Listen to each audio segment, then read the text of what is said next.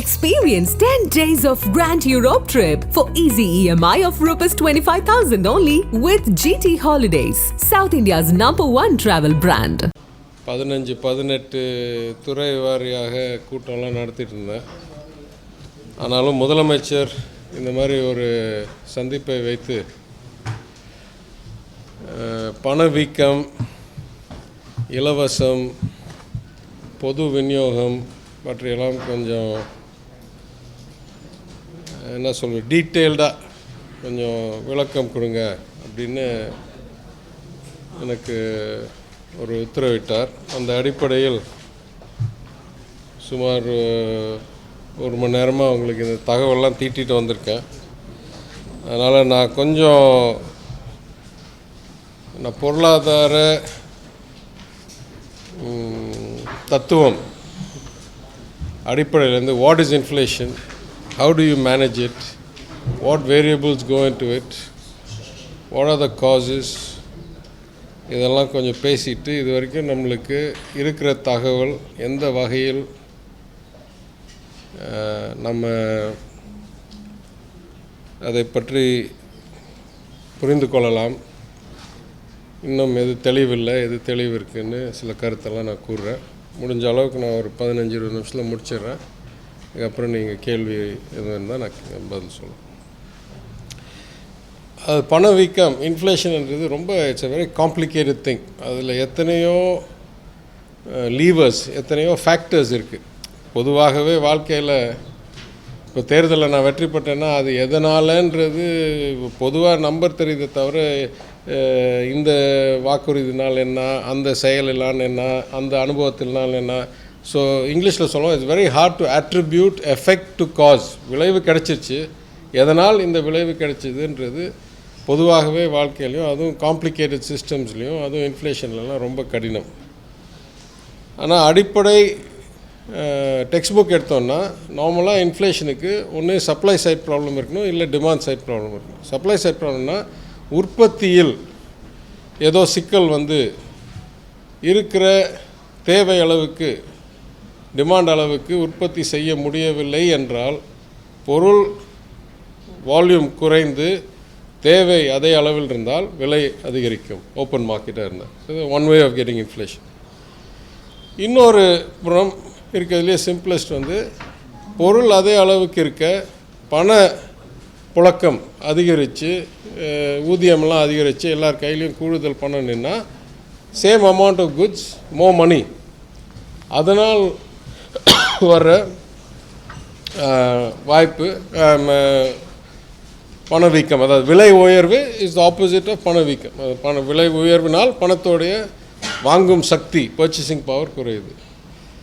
இந்த மாதிரி இருக்கும்போது நார்மலாக என்ன எதிர்பார்ப்போமோ, அரசாங்கம் வேறு, ரிசர்வ் வங்கி வேறு. அரசாங்கம் செய்கிறது பேர் ஃபிஸ்கல் பாலிசி. ஃபிஸ்கல் பாலிசினா எவ்வளோ கடன், எவ்வளோ சலுகை, எவ்வளோ பொது விநியோகத்தில் பொருட்கள், எவ்வளோ இலவச லேப்டாப்பு இல்லை இலவச திட்டங்கள், இதெல்லாம் ஃபிஸ்கல் பாலிசி. ஆர்பிஐ செய்கிறது மானிட்டரி பாலிசி. ரீப்போ ரேட் என்ன, பேஸ் லெண்டிங் ரேட் என்ன, money circulation, capital ratio, reserve change பண்ணுறது என்ன, இதெல்லாம் ஆர்பிஐ செய்கிறது. எல்லா நாட்டிலையும் மானிட்டரி பாலிசி ஃபெடரல் பேங்க்கில், சென்ட்ரல் பேங்க்கில் இருக்கும், ஃபிஸ்கல் பாலிசி கவர்மெண்ட்டில் இருக்கும். பொதுவாக பொருளாதார அடிப்படையில் ஃபிஸ்கல் பாலிசி இம்மீடியட்டாக இன்ஃப்ளேஷனை இம்பேக்ட் பண்ணாது. ஓவர் லாங் டேர்ம் 3 மாதம், 6 மாதம், 1 வருஷம், 2 வருஷத்தில் இட் வில் இம்பேக்ட். ஆனால் மானிட்டரி பாலிசி இன்றைக்கி ராத்திரி பணப்புழக்கத்தை அதிகரித்தால் நாளைக்கு வாய்ப்பு இருக்குது. அதே மாதிரி நீங்கள் பார்த்துருக்கலாம், நேற்று 3வது முறையாக 3/4 point, 75 basis point, 0.75 points federal reserve யூஎஸில் ரேட்டை இன்க்ரீஸ் பண்ணியிருக்காங்க. ஏன்னா அங்கே பணவீக்கம், இன்ஃப்ளேஷன் வந்து 40 வருடத்தில் இல்லாத அளவுக்கு அதிகரித்ததுனால் அதை எப்படியாவது கட்டுப்படுத்தணும் என்று அடுத்தடுத்து பண்ணிக்கிட்டே இருக்காங்க. ஆனால் இன்ஃப்ளேஷன் எப்படி மெஷர் பண்ணுறதுன்னா உறுதியாக 2 வழி இருக்குது. இப்போது கடைசி ஒரு 15 வருஷமாக 3வது வழியை நம்ம கண்டுபிடிக்க தேவை வந்துருச்சு. ஒன்று WPI, ஹோல்சேல் ப்ரைஸ் இண்டெக்ஸ். அதாவது மார்க்கெட்டில் ஹோல்சேலர் விற்கிற விலைகள் அது எவ்வளோ மாறுது, மாதமோ இல்லை குவார்ட்டரோ இல்லை ஆண்டுக்கு. இன்னொன்று CPI, consumer price index. Consumer price இண்டெக்ஸில் வெவ்வேறு நாடுகளில் வெவ்வேறு மாடல் வச்சுருப்பாங்க. இந்திய நாட்டில் ஒன்றிய அரசாங்கத்துடைய நிதித்துறையில் இருக்கிற இது ஒவ்வொரு பொருளுக்கு, அரிசிக்கு இவ்வளோ, பாலுக்கு இவ்வளோ, கல்வி செலவுக்கு இவ்வளோ, டிரான்ஸ்போர்ட்டுக்கு இவ்வளோ, ஹெல்த் சர்வீஸ்க்கு இவ்வளோ, துணிக்கு இவ்வளோ, ஃபுட்வேர் காலணிக்கு இவ்வளோ ஒரு சதவீதம் கொடுத்து இதோடைய விலைகள் எப்படி மாறுதுன்னு பார்த்து அதை வச்சு கன்சியூமர் ப்ரைஸ் இண்டெக்ஸ் என்ன இருக்குது அப்படின்னா அதனால் பணவீக்கம் எவ்வளோ இருக்குது, இன்ஃப்ளேஷன் எவ்வளோ இருக்குதுன்னு சொல்லுவாங்க. இது ஓரளவுக்கு ஸ்டாண்டர்ட் தியரியாக இருந்த வரைக்கும் ரொம்ப பொதுவான புரிதல் இருந்தது. ஆனால் 2008 குளோபல் ஃபைனான்ஷியல் கிரைசிஸ் வந்த பிறகு எல்லா இடத்துலையும் கிட்டத்தட்ட எவ்வளோ மானிட்டரி பாலிசியில் ஈஸிங் செய்ய முடியுமோ, அதாவது இன்ட்ரெஸ்ட் ரேட்டை ஜீரோக்கு கொண்டு போயிட்டு அதற்கு பிறகு பணத்தை பிரிண்ட் அடித்து குவான்டிடேட்டிவ் ஈஸிங்னு சொல்லி எல்லாம் இருக்கிற பாண்டெல்லாம் வாங்கி இருக்கிற பணப்புழக்கத்தை பல $1 trillion இறக்கி விட்ட பிறகும் வளர்ச்சியோ இல்லை பணவீக்கம் வரல. அதாவது சாப்பாடு பொருட்களுக்கும், துணிக்கும், காலணிக்கும், பஸ் டிக்கெட்டுக்கும். ஆனால் என்ன ஆயிடுச்சு, ஆசெட் ப்ரைஸஸ் பயங்கரமாக அதிகரிக்க ஆரம்பிச்சிது. ஆசெட் ப்ரைஸ்னால் வீட்டு விலை, சந்தாவில் ஷேர் விலை, பாண்ட் விலை, இதெல்லாம் கேபிட்டல் ஆசெட்ஸ், ரியல் ஆசெட்ஸோடைய ப்ரைஸஸ் பயங்கரமாக அதிகரிக்க ஆரம்பிச்சிருச்சு. ஆனால் கன்சியூமர் ப்ரைஸ் இண்டெக்ஸ்லேயோ ஹோல்சேல் ப்ரைஸ் இண்டெக்ஸ்லேயோ இது வித்தியாசமே தெரியல. அதனால் எல்லோரும் சிந்திக்க ஆரம்பிச்சிட்டாங்க, ஒருவேளை பழைய மாடல்லாம் நாட் ஃபிட் எனிமோரா, புது உலகத்துக்கு வந்துட்டோமா அப்படின்னு 2008க்கு அப்புறம் பல $1 trillion லிக்விடிட்டி இருந்தும் இன்ஃப்ளேஷன் காணும். அப்புறம் 2019-20 ஆண்டு நம்மளுடைய ஃபிஸ்கல் இயர் முடிகிற நேரத்தில் கொரோனாவுடைய முதல் அலை.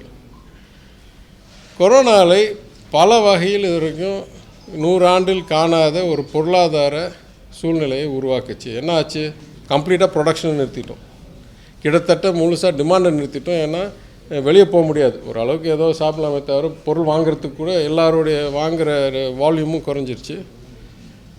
அதே சமயம் முதல் முறையாக 2008க்கு பிறகு முதல் முறையாக கவர்மெண்ட்ஸும் ரொம்ப ஃபிஸ்கல் பாலிசியை ஈஸ் பண்ண ஆரம்பிச்சிட்டாங்க. அதாவது நிறைய பணத்தை அரசாங்கங்கள் பொதுமக்களுக்கு வழங்க ஆரம்பித்து விட்டார்கள். இப்போ ஆஸ்திரேலியாவில் பார்த்திங்கன்னா வேலைக்கே வராதவங்களுக்கு முழு சம்பளம் அரசாங்கம் கொடுச்சு. அமெரிக்காவில் பார்த்தா எல்லாத்துக்கும் சில $1000 அவங்கவுங்க அக்கௌண்ட்டுக்கு செக்கில் போட்டுச்சு அரசாங்கம். இது வரைக்கும் வரலாறுல பண்ணாது. நான் 20 வருஷம் அங்கே இருந்தேன், அதெல்லாம் கனவு கூட காண முடியாது. அப்போ திடீரென்று இந்த கொரோனா முடிஞ்சு திரும்பி வரும்போது 2-3 எஃபெக்ட் வந்துருச்சு. ஒன்று, எல்லார் கையிலையும் நிறைய பணம், அதுவும் பெரிய பெரிய மார்க்கெட்டில், குளோபல் மார்க்கெட்ஸில், யூரோப்பில், யூஎஸில், ஆஸ்திரேலியாவில். அதே சமயம் அந்த பணத்தை வைத்து போய் பொருட்கள்லாம் வாங்க போனால் பொருட்களுடைய சப்ளை செயின் அவ்வளோ ஈஸியாக திரும்பி வரலை. முடக்கப்பட்ட அடைக்கப்பட்ட சப்ளை செயின், அது உற்பத்தி மாடல்லாம் ரொம்ப கஷ்டத்தோடு தான் திருப்பி வர ஆரம்பிச்சிது. உதாரணத்துக்கு போன வருஷம்லாம் பல இடங்களில் அமெரிக்காவில் கார் ஆர்டர் பண்ணால் கிடைக்காது. சாதாரணமாக கார் எப்போல்லாம் போய் வாங்கணுமோ அங்கே டீலர்கிட்ட போய் வாங்கிக்கலாம் அமெரிக்காவில். ஆனால் கார் உற்பத்தி நின்று போச்சு. ஏன்னா காரில் போடுற கம்ப்யூட்டர் சிப்பு, காரில் இப்போ வீலு, பிரேக்கு, என்ஜின்லாம் பிரச்சனை இல்லை, காரில் போடுற கம்ப்யூட்டர் சிப்பு தேவையான அளவுக்கு கிடைக்கல. அதனால் கார் ப்ரொடக்ஷனே நின்று போச்சு. அதே மாதிரி பல இடங்களில் உணவுப் பொருட்கள், ஏற்கனவே சீனாவோட இருந்த ஒரு ட்ரேட் வார், என்னென்னமோ காரணங்களுக்காக சப்ளை செயின் டிஸ்ரப்ஷன். எந்த நேரத்தில் எல்லார் கையிலையும் கூடுதல் பணம் இருக்கோ அதே நேரத்தில் சப்ளை செயின் டிஸ்ரப்ஷன் வந்த உடனே திடீரென்று 15 வருடம் வரலாற்றில் இல்லாத அளவுக்கு பணப்புழக்கம் இருந்தபோது வராத பணவீக்கம் எல்லா இடத்துலையும் திடீர்னு பணவீக்கம் வர ஆரம்பிச்சிருச்சு. இப்போ எல்லா ரிசர்வ் வங்கியும் தே ஃபைட்டிங் ரியர்கார்ட் ஆக்ஷன். அதாவது ஏற்கனவே பணவீக்கம் பயங்கரமாக அதிகரித்த பிறகு இதை எப்படி கட்டுப்படுத்தலாம் என்ற முயற்சியில் இருக்கிறார்கள். இதுக்கு நம்மளுக்கும் அறிவுரை சொன்னார்கள் ஒன்றிய நிதியமைச்சர். அவங்க சொன்னாங்க, நீங்கள் பெட்ரோல் டீசல் விலையை குறைங்க, அப்போ உங்களுடைய பணவீக்கம் குறையும் அப்படின்னு. இப்போ நாங்கள் சொன்னால் ஏற்கனவே நீங்கள் சொல்கிறதுக்கு முன்னால் நாங்கள் குறைச்சிட்டோம் ஓரளவுக்கு. நீங்கள் குறைக்கும் போதும் எங்களுடைய ஆட் வெலோரம் டேக்ஸ் இருக்கிறதுனால கூடுதல் எங்களுடைய வருமானம் குறையுது. பம்பில் எங்களுடைய பணம் 1.5 ரூபா பெட்ரோலில் 80 பைசா டீசலில் குறையுது. அதனால் நீங்கள் குறைச்சதையும் நாங்கள் குறைச்சதையும் சேர்த்து வச்சு ஏற்கனவே போதும்னு நினைக்கிறோம்.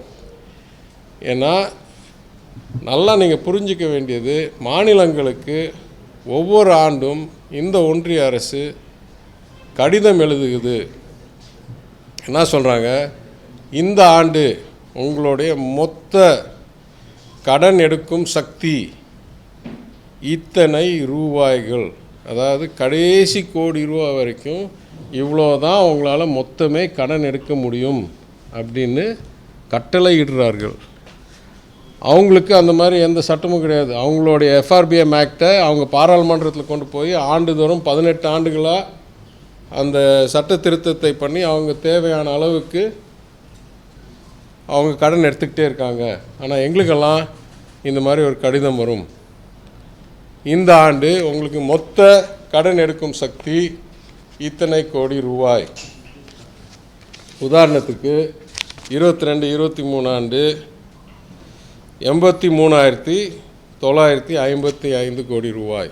என்ன ஆனாலும் இதற்கு மேல் நீங்கள் கடன் எடுக்கக்கூடாது அப்படின்னு லெட்ரு வந்திருக்கு.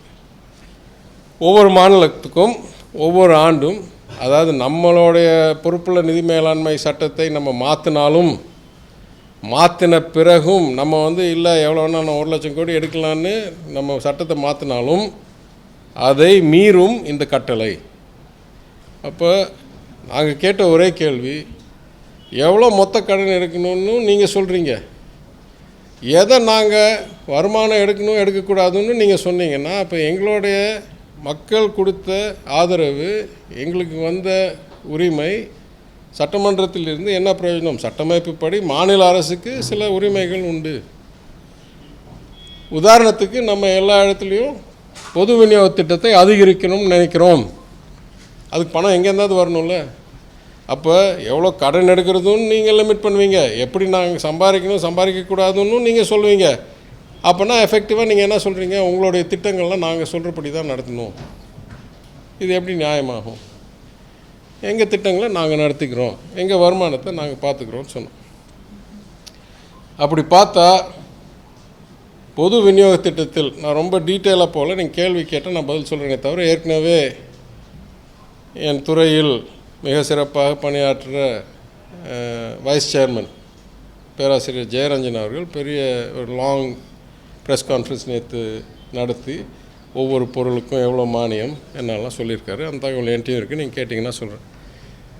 ஆனால் எங்களுடைய தத்துவம் எல்லோருக்கும் எல்லாம் முதலமைச்சர் எங்களுக்கு கொடுக்குற அறிவுரை, வழிகாட்டுதல், கட்டளை, அந்த அடிப்படையில் பொது விநியோக துறைக்கு செலவை மிகவும் அதிகரிச்சிருக்கிறோம். இது சில வகையில் நல்ல வகையில் அதிகரிச்சிருக்கிறோம், சில வகையில் நானே சொல்லுவேன் இன்னும் சிறப்பாக பண்ணலாம். ஆனால் பொதுவாக போன ஆண்டு கிட்டத்தட்ட 20,000 கோடி ரூபா பிப்ரவரி மாதத்தில் எனக்கு முன்னால் நிதியமைச்சராக இருந்த திரு ஓபிஎஸ் திட்டமிடாத செலவை நாங்கள் செலவு செய்தோம். ஏன்னா கிட்டத்தட்ட 8,000 கோடி ரூபா அந்த அட்டைக்கு 4,000 ரூபா கொடுக்குறதுலேயே போச்சு. அதுக்கப்புறம் 14 பொருட்கள் இது பண்ணி கொடுத்தோம், அப்புறம் பொங்கலில் போட்டு கொடுத்தோம். அதுக்கப்புறம் மருத்துவத்துறையில் ஏகப்பட்ட செலவு வந்துச்சு, 2 லாக்டவுனு, பல மருத்துவ டெம்பரரி மெடிக்கல் ஃபெசிலிட்டிஸ் உருவாக்க வேண்டியது, எங்கேருந்தெல்லாம் ஆக்சிஜன் கொண்டாட வேண்டியது, மருந்து வாங்க வேண்டியது, எத்தனையோ வகையில். ஆனால் ஒரு அரசாங்கத்துடைய திறமை நிதியை பொறுத்த வரைக்கும் 3ஐயும் பேலன்ஸ் பண்ணும்.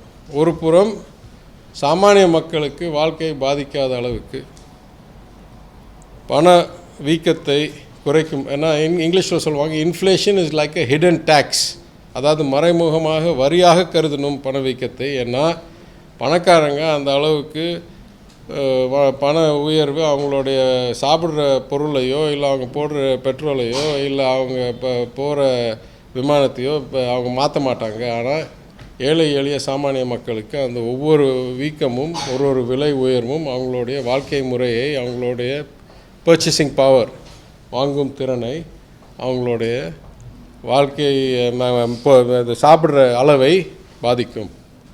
அப்போ அரசாங்கத்தோடைய கடமை இன்ஃப்ளேஷனை கட்டுப்படுத்துவது. அது பல வகையில் பண்ணலாம். ஜெயரஞ்சன் அவர்கள், பேராசிரியர் ஜெயரஞ்சன் அவர்கள் நேற்று தெளிவாக எடுத்து சொல்லியிருக்கிறார். எவ்வளோ கோடி ரூபா, 2000 சொச்சம் கோடி ரூபா அரிசிக்கு, தூர் தாலுக்கு 1200 கோடி ரூபா, பாம் ஆயிலுக்கு 2080 கோடி ரூபா, அதுக்கு டிரான்ஸ்போர்ட்டுக்கு பணம் எல்லாம் சேர்ந்து கிட்டத்தட்ட 13,000 சொச்சம் கோடி ரூபா போன வருஷம் விநியோக திட்டத்துக்கு செலவிட்டிருக்கிறோம். அது 2 வகையில் பார்க்கலாம். 2016-17 வெறும் 6,300, 17-18 6,268, 18-19 6,800, 881, 19-20 7,444. 2 கொரோனா வருடங்கள் 20-21, 21-22 13,356, 13,054. அதனால் எப்போ தேவையோ, மக்கள் வாழ்க்கை பாதிக்கப்பட்டிருந்ததோ அப்போ கிட்டத்தட்ட 2 மடங்கு பணம் செலவு பண்ணியிருக்கோம் விநியோக திட்டத்தில், பொது விநியோக திட்டத்தில். அதே சமயம் கடனையும் வருவாய் பற்றாக்குறையும் கட்டுப்படுத்தும் வகையில் ஏற்கனவே ரிவைஸ்ட் எஸ்டிமேட்டில், அதாவது பட்ஜெட் தாக்கல் செய்யும்போது நான் அன்றைக்கு குறிப்பிட்டேன், 62,000 கோடியிலேருந்து 55,000 சொச்சம் கோடி கொண்டாடுறோம். கிட்டத்தட்ட 7,000 கோடி வருவாய் பற்றாக்குறை குறைச்சிருக்கிறோம். 4,60 4,50 இருந்த சதவிகிதம் நிதி பற்றாக்குறையை 3,80க்கு குறைச்சிட்டோம். அதுக்கு மேலே நான் இறுதியாக இன்னும் கூடுதல் தகவல் கொடுக்குறேன். அப்போ ஒரு புறம் தேவைக்கு செலவு பண்ணி மக்கள் வாழ்க்கையை பாதுகாப்பாக வைக்கணும், பணவீக்கத்தை குறைக்கணும், இல்லை கட்டுப்படுத்தணும். அதே சமயம் அரசாங்கத்தோடைய நிதியை மிகவும் பாதிக்க விடாமல், ஏன்னா பாதிக்க விட்டால் என்ன ஆகணும், நான் போய் சட்டியை வச்சுக்கிட்டு நிற்கணும் டெல்லியில், அம்மா தாயே எனக்கு தயவு செய்து இன்னும் கொஞ்சம் கொடுங்க, இல்லை எனக்கு இன்னொரு சலுகை கொடுங்க, இது மாதிரி பண்ணணும். அப்போ எங்களுக்கு சுயமரியாதை இருக்குது, இருக்கிற திட்டத்துக்குள் நாங்களே செயல்பட்டுக்கிறோன்ற அளவுக்கு இருக்கிறோம். அதனால தான் சொல்கிறோம், நீங்கள் எப்படி என்றைக்கு எதை கட் பண்ணணும், எதை உயர்த்தணும்லாம் நீங்கள் சொல்லாதீங்க. சட்டமைப்புப்படி உங்களுக்கு என்ன உரிமை இருக்கோ அதை சொல்லுங்கள், நாங்கள் பின்பற்றுறோம். பாசத்துக்கோ இல்லை செயல்பாட்டு திறன் அடிப்படையிலையோ அறிவுரை சொல்லுங்கள், ஏற்றுக்கொள்கிறோம். ஆனால் கட்டளையிடுற அளவுக்கெல்லாம் எங்களுக்கு தேவையும் இல்லை, பயனும் இல்லை, பலனும் இல்லை. அடுத்தது, எந்த வகையில் வரியை ஈற்றுகிறோம், எந்த வகையில் பொருளாதாரத்தை வளர்த்துகிறோம். ஏன்னா ரொம்ப ஸ்பெண்டிங்கை கட் பண்ணிட்டோன்னா அப்புறம் பொருளாதார வளர்ச்சியும் மங்கி போயிடும். ஏன்னா முதலீடு செய்யணும், அது இல்லாமல் பல திட்டங்கள் கொண்டாடணும். முதலமைச்சர் இலவச பஸ்ஸுக்கு 1,800 கோடி ரூபா போன தடவை செலவு பண்ணியிருக்கோம் அறிவித்த உடனே. அப்போ இந்த மாதிரி பேலன்ஸ் பண்ணுறது தான் நிதித்துறையோடைய கடமையே. அது முதலமைச்சர் எங்களுக்கு என்னென்னா முக்கியத்துவம்னு சொல்லுவார். இது வரைக்கும் எனக்கு தெரிஞ்ச எந்த முதலமைச்சரும் ஒரு நிதியமைச்சருக்கு இவ்வளோ ஆதரவு கொடுத்ததில்லை. அவர் கொடுக்குற ஆதரவினால் எங்கெங்கே எப்படி எதாவது அட்ஜஸ்ட் பண்ணணுன்னு நாங்கள் கையில் எடுத்து நிதித்துறையாக எல்லா இடத்துலையும் ஒரு ஆப்டிமைசேஷன், சீரமைப்பை செய்து கொண்டு இருக்கிறோம். கடைசியாக 4 டேட்டா பாயிண்ட் மாத்திரம் நான் சொல்லிடுறேன். ஒன்று, ஒன்றிய அரசாங்கத்தோடைய ஜிஎஸ்டி வருமானம் போன ஆண்டுக்கு இந்த ஆண்டு சுமார் 37% என்னமோ உயர்ந்திருக்கிறது, வளர்ந்திருக்கிறது.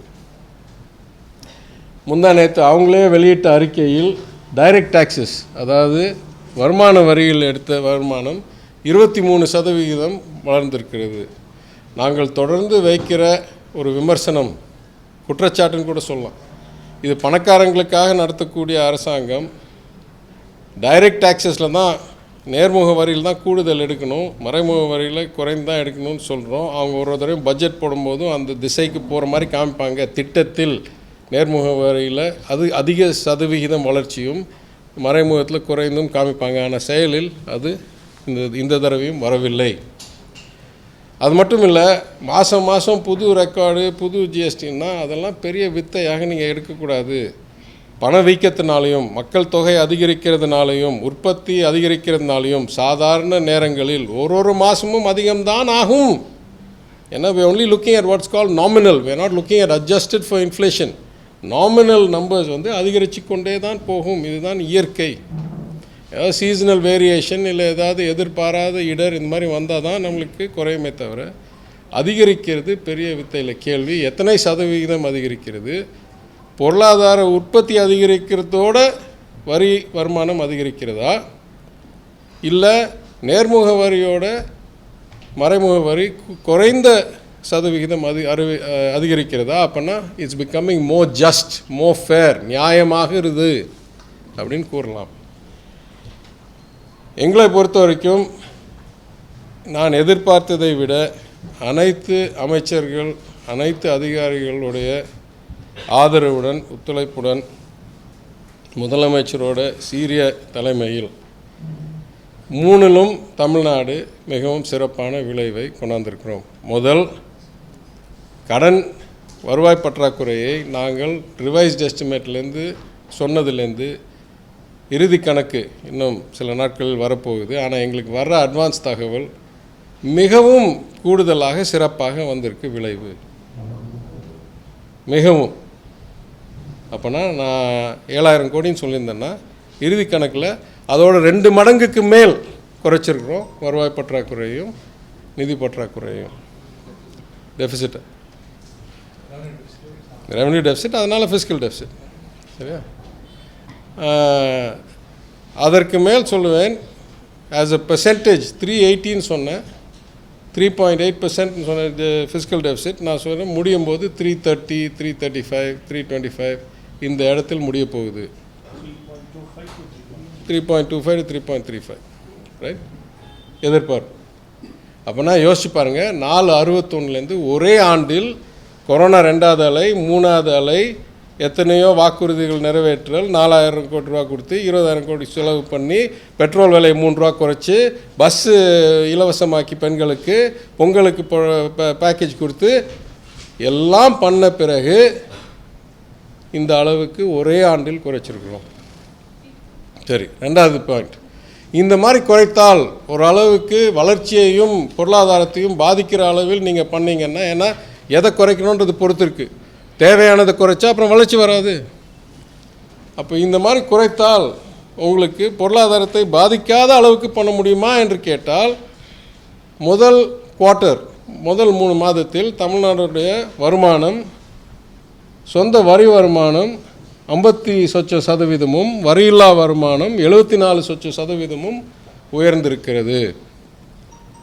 அப்போனா நாங்கள் குறைச்சது பொருளாதாரத்தை பாதிக்காத அளவில், வளர்ச்சியை பாதிக்காத அளவில் செலவையும்,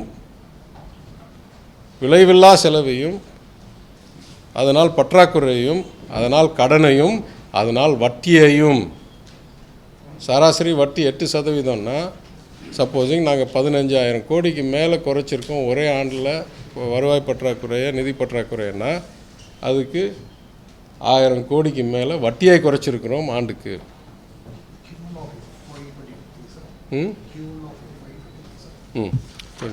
22-23. இறுதியாக சொல்கிறேன், இந்த பக்கம் கடனை குறைச்சிட்டோம், வருவாய் பற்றாக்குறையை குறைச்சிட்டோம், அந்த பக்கம் அதே சமயம் வளர்ச்சி சிறப்பாக போயிட்டுருக்குன்னா, 3வது லெக் ஆஃப் த ட்ரேட், அந்த ஸ்டூலோடைய 3வது கால், அப்போ பணவீக்கம் அதிகமாயிருச்சா? அதுக்கும் இப்போ பதில் வந்துருச்சு. ஒன்றிய அரசாங்கத்தோடைய ஸ்டாட்டிஸ்டிக்ஸ்லேயே பாக்கி எல்லா இடத்துலையும் 7% இருக்கும்போது நம்மளுக்கு 5% சொச்சம். அப்போ இது இங்கிலீஷில் சொல்கிறோம் பெர்ஃபெக்ட் ட்ரைஃபெக்டா, வின் வின் வின். வருவாய் கணக்கு பற்றாக்குறையும், கடனையும், கடன் வளர்ச்சியையும், மொத்த கடனில் கடன் வளர்ச்சியையும், அதனால் வட்டி வளர்ச்சியையும் குறைத்து, அதே நேரத்தில் பொருளாதாரமும் வரி வருமானமும் வரியில்லா வருமானமும் சிறப்பாக அதிகரித்து, அதே நேரத்தில் இன்ஃப்ளேஷனை கண்ட்ரோலில் வச்சுக்கிட்டு விளைவு கிடைக்குதுன்னா, இதற்கு மேல் சிறப்பாக விளைவு நான் கனவு கூட காணிருக்க முடியாது. இதெல்லாம் என்னுடைய ஸ்டாட்டிஸ்டிக்ஸ் இல்லை, இது ஒன்றிய அரசாங்கத்துடைய ஸ்டாட்டிஸ்டிக்ஸ். அப்போனா என்ன பண்ணணும்? தேவையில்லாத செலவை கட் பண்ணணும், மிகவும் தேவையான செலவுகளை சிறப்பாக சரியான நேரத்தில் செய்யணும். இது செஞ்சால் தான் இந்த மாதிரி விளைவு கிடைக்கிறதுக்கு வாய்ப்பு. இது தயவுசெய்து யாரெல்லாம் நேஷ்னல் மீடியாவில் இருக்கீங்களோ வேறு ஸ்டேட்ஸை கம்பேர் பண்ணுங்கள் on all 3 dimensions. What is the proportion of deficit reduction, what is the rate of growth in revenue, and what is the inflation. இது 3 சேர்த்து வச்சு தமிழ்நாடு எங்கே ரேங்க் பண்ணுதுன்னு கொஞ்சம் பாருங்கள். அதோட நிறுத்திக்கிறேன், கேள்வி இருந்தால் கேளுங்க.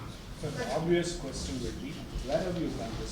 Some of the measures which you undertook, which has failed, or given you this kind of No. I'm sorry to say there are no magic bullets in life.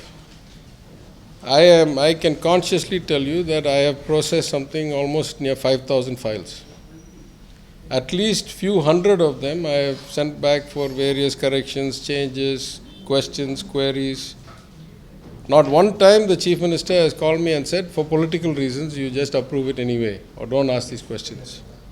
Right? Number 1. Number 2, எத்தனையோ துறையில் என்னென்னமோ நடத்திட்டுருக்கோம். இப்போ நான் சொல்கிறேன், நேற்று ஒரு 6-8, இன்றைக்கி ஒரு 6-8 துறையும் ஃபைனான்ஸ் செக்ரட்டரியோட, சீஃப் விஜிலன்ஸ் கமிஷனரோட, டிவிஎஸ்சியோட, ஹெச்ஆர்எம் செக்ரட்டரியோட, அக்ரிகல்ச்சர் செக்ரட்டரியோட யாரெல்லாம் இன்றைக்கி வந்து போனாங்க.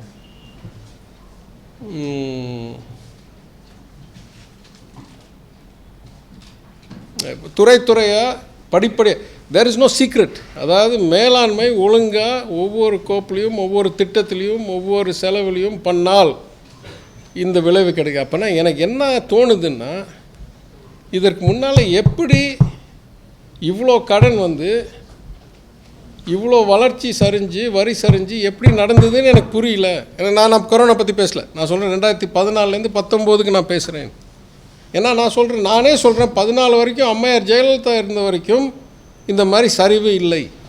Tamil Nadu was a revenue neutral state from 2003 FRBM Act introduction till 2014 till she was continuously in அதாவது 3 வருஷம் ஏடிஎம்கே, 5 வருஷம் டிஎம்கே, 3 வருஷம் ஏடிஎம்கே. அந்த 11 வருஷத்தில் பிரச்சனையே இல்லை. அதாவது நிதி பிரச்சனை. நான் சொல்லுவேன் எங்களுடைய திட்டம் சிறப்பான இருந்துச்சு, வளர்ச்சி எங்களுக்கு தான் கூடுதல் வந்துச்சு, அதெல்லாம் உண்மை. ஆனால் நிதி மேலாண்மையில் பிரச்சனை இல்லை. 2014 19 மிகவும் சரிஞ்சு கண்ட்ரோலே இல்லாமல் செக்கே இல்லாமல் போயிடுச்சு. கொரோனா அது இன்னும் மோசமாக்குச்சு. இப்போ அதை திருத்திக்கிட்டு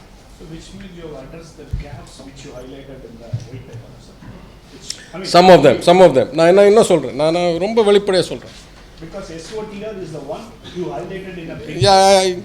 அதாவது இது சிறப்பு, இது இருக்கிற சூழ்நிலைன்னு சொன்னால் நான் இன்னும் சொல்கிறேன், இந்த அளவுக்கு தான் வந்திருக்கோம். இன்னும் எனக்கு 5 வருஷம் 7 வருஷம் 10 வருஷம் முன்னேற்றம் எப்படியெல்லாம் பண்ணணுன்னு திட்டம் இருக்குது. தலைவர் ஆதரவு கொடுக்குறாருன்னு நான் பண்ணுறேன். இன்னும் எத்தனையோ சிறப்பிக்க வேண்டியிருக்கு, எவ்வளவோ தவறு நடந்துட்டுருக்கு.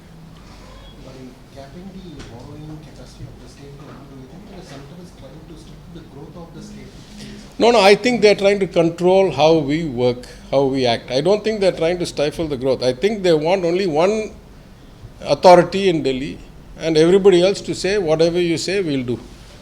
I think it's a question of removal of what can I say, decision making ability or independence. சுதந்திரத்தை இழக்கிறதுக்கு பண்ற திட்டம் இது.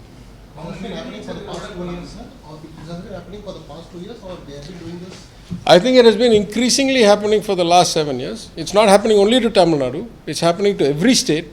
இது வந்து தமிழ்நாடுக்கு தனித்துவம். இன்னும் நான் சொல்ல வரேன், இந்த மாதிரி செயலும் மாநில பட்டியலில் இருக்கிற துறைகளில் அவங்க சட்டம் ஈற்றுறதும் இந்த மாதிரிலாம் பார்த்தா முழு சர்வாதிகாரமான மாநில உரிமைகளை மிதித்து என்ன சொல்கிறது, கிழிச்சு போடுற அளவுக்கு தான் செயல்பாடு நடந்து கொண்டிருக்கு. ஆனால் என்ன வித்தியாசம், ஃபைனான்ஸ் கமிஷன் அடிப்படையில் பண்ணியே ஆகணும், அதை மீற மாட்டார்கள் என்ற நம்பிக்கை இருந்தாலும், இல்லை தமிழ்நாட்டுக்கு ஒரு சட்டம் குஜராத்துக்கு ஒரு சட்டம் அப்படின்னு அந்த அளவுக்கு ஜனநாயகத்தை படுகொலை செய்யாமல் இருந்தாலும் எனக்கு நம்பிக்கை இருக்குது. எங்கள் முதலமைச்சர் வச்சு நாங்கள் சிறப்பான விளைவை அடுத்த ஆண்டு கொண்டு வந்தே இருப்போம். ஏன்னா அந்த அளவுக்கு நம்ம கையில் இருக்குது. நம்ம பெரிய மாநிலம், பணக்கார மாநிலம், எத்தனையோ நம்ம கண்ட்ரோலில் இருக்குது. இப்போ உதாரணத்துக்கு சுப்ரீம் கோர்ட்டில் ஒரு கேஸ் போயிட்டுருக்கு. என்ன சொல்கிறாங்க, கோயிலெல்லாம் தனிமயமாக்கணும்.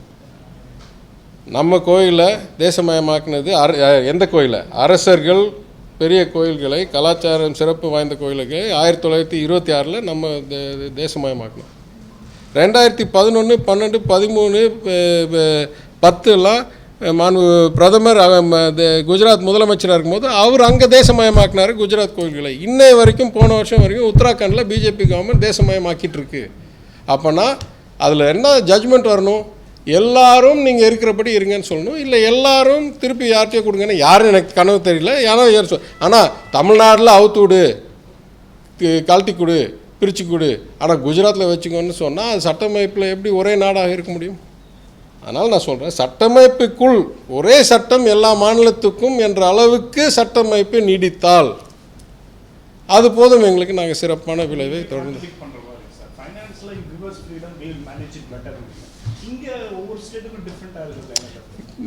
Why should it be different? The law is the law, right? It should be the different means. No. Either it is a constitutional right. No. The only way that the Supreme Court can enter into this is the constitutional right that has been trampled. Is there a different constitution for Tamil Nadu, different constitution for Gujarat? They have to give the same constitutional right? Administration is not within the jurisdiction of the court. I've said it before on freebies. I'll say it again. The democratic system gives the right of administration to the people elected by the voters, not by the court. So if the court feels it has to interfere on the basis of a constitutional right being trampled. Is there a different constitutional right in Gujarat than in Uttarakhand and in Tamil Nadu? What are you talking about? Let's come to the economic side. One more question. Given the current trends... No, sir, there are 20, 30 of you. Let each one ask a question. You can't keep asking. Right. One of the main accusations against Tamil Nadu government is that, after the implementation of GST, the state's revenue are much more dependent on, revenue collection from TASMAC and state's stamp duty collection, registration duty are the highest in the country. Real estate industry has been asking to reduce that. So, few industries are being adversely affected due to this revenue collection. I think all your statistics are wrong. I think the total revenue collection from TASMAC as a percentage of GSDP has declined seriously from 2011-12 when the rule changed till now. It has kept on declining. I'm the first guy that says there's massive problems in the collection of VAT and excise in TASMAC because the volume of crates sold has barely doubled in 10 years. If I look at any other state, the volume of crates sold has more than tripled or quadrupled. There's something structurally wrong. அதனால் ஆக்சுவலாக facts and figures வச்சு பேசுனீங்கன்னா அதெல்லாம் ஒன்றும் சதவீதம்லாம் அதிகரிக்கவே இல்லை. In fact it may have gotten worse than GSTs increase. And Tamil Nadu is among the lowest rates of any tax you can think of. Tell me any tax, property tax, water tax, EB, registration, guideline value. In fact, many of them have not been changed in 20 years. 20 வருஷம் 18 வருஷம் 25 வருஷம் வரியே அதிகரிக்காமல் இருக்குது. அரசாங்கத்துக்கு எங்கே இந்த பணம் வரும்? வானத்தில் இந்த உழுவும். நிறைய சீர்திருத்தம் பண்ண வேண்டியிருக்கு. சார் இப்போ இன்ஃப்ளேஷன் பற்றி பேசணும் சார். இப்போ லாஸ்ட் இயர் எப்படி சார் லாஸ்ட் இயர் எப்படி இருந்தது? இப்போ ஸ்டேட் கவர்மெண்ட் இப்போ பெர்ஃபார்ம் பண்ணது மாதிரி can we compare with our own performance? Yeah, I think inflation was much lower for everybody last year. And we are not yet come into this full recovery from COVID, where on the one side the demand was picking up dramatically, on the other side the supply was not able to keep up. எங்கே நிறைய இடத்துல லேபரே சரியில்லைங்க. அதாவது இப்போ airline இண்டஸ்ட்ரிலாம் எடுத்திங்கன்னா நிறைய pilots crew எல்லாம் lay off பண்ணிட்டாங்க. அப்போ திருப்பி எடுக்கும்போது நிறைய பேர் திரும்பி வரல, இல்லை வந்தவங்களுக்கு 5 வருஷம் இல்லை 3 வருஷம் ட்ரைனிங் கண்டினியூஸாக இருந்தால் தான் அந்த பிளேனை ஓட்ட முடியுன்ற அளவுக்குலாம் இருக்குது. So there's lot of stickiness. So உலக அளவில் பார்த்திங்கன்னா பல 1000 ஃப்ளைட் கேன்சல் ஆகிட்டே இருக்குது. அதனால் இப்போ டிக்கெட் விலையெல்லாம் பயங்கரமாக அதிகரிச்சு. அப்போ அதனால இன்ஃப்ளேஷன் உருவாகுது, டிரான்ஸ்போர்ட் காஸ்ட் இன்க்ரீஸ் ஆகும்போது. So I think most of us did not have this inflation problem a year ago. But the difference is that Reserve Bank is supposed to think ahead. So most Reserve banks should have started raising the rates probably 6 months or 1 year earlier than they did. That's all I would say.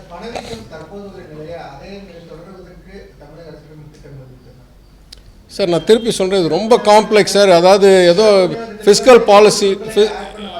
Fiscal பாலிசியில் ரொம்ப நான் ரொம்ப தெளிவாக I have given you such a detailed explanation. Inflation is not something that a government can control directly or very easily, right? because we know that the components of inflation that have really kept our level down is the food products, the oil, etc. Now we can tell the cause and effect, right? It's not that easy to either predict or control or even explain.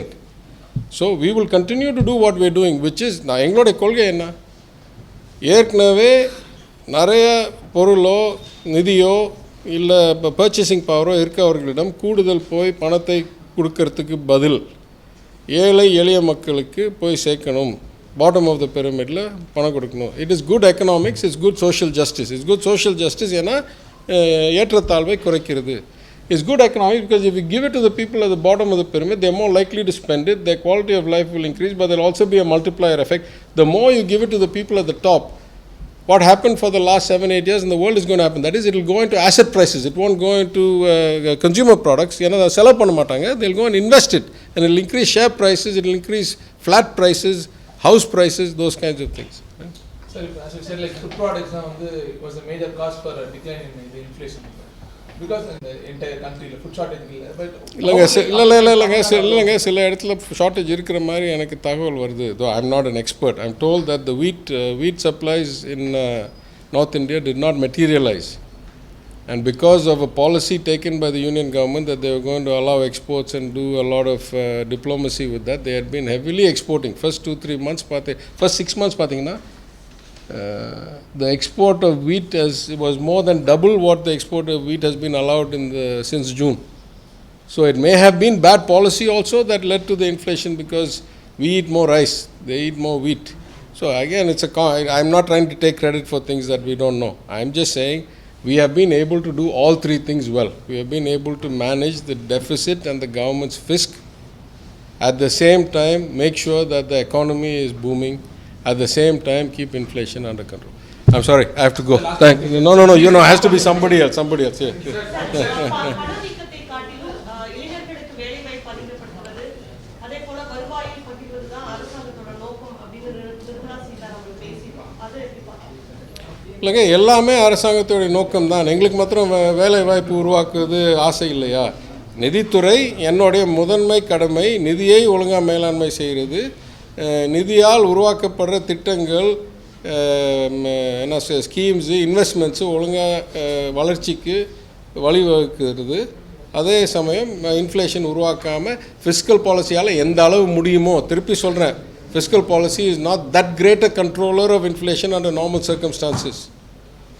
But இதை எங்களுக்கு எப்படி பண்ணணுன்றது என்னுடைய இலக்கு.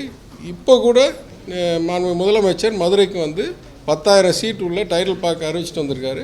நான் 6 மாதமாக வெளிநாடு, America, Canada, Australia, Singapore, UK எல்லாம் போய் ஏற்கனவே கிளையண்ட்ஸை லைனப் பண்ணிட்டு வர்றேன். பெரிய பெரிய கம்பெனிஸை அங்கே சீட் எடுக்கிறதுக்கு ஓரளவுக்கு இந்த மாதிரி நீட் இருக்குது, லைன்ட் அப் கிளையண்ட்ஸ் இருக்காங்க, பைப்லைன் இருக்குதுன்னு தெரிஞ்ச உடனே அறிவிச்சிட்டு இப்போ 18 monthsக்குள்ளே we are going to try, maybe 18-20 months we'll try and get the building up. Then we'll know that we have the jobs, and those will be high-end jobs. Those won't be like BPO or call center jobs. Those will be R&D jobs or fintech jobs or AI jobs, and those will have multiplier effects, and it will create an ecosystem of excellence to draw the kinds of right people. So it's our job also to manage, but not mine particularly. முதலமைச்சர் எல்லாத்தையும் பார்க்குறார், நான் நிதித்துறையை பார்க்குறேன்.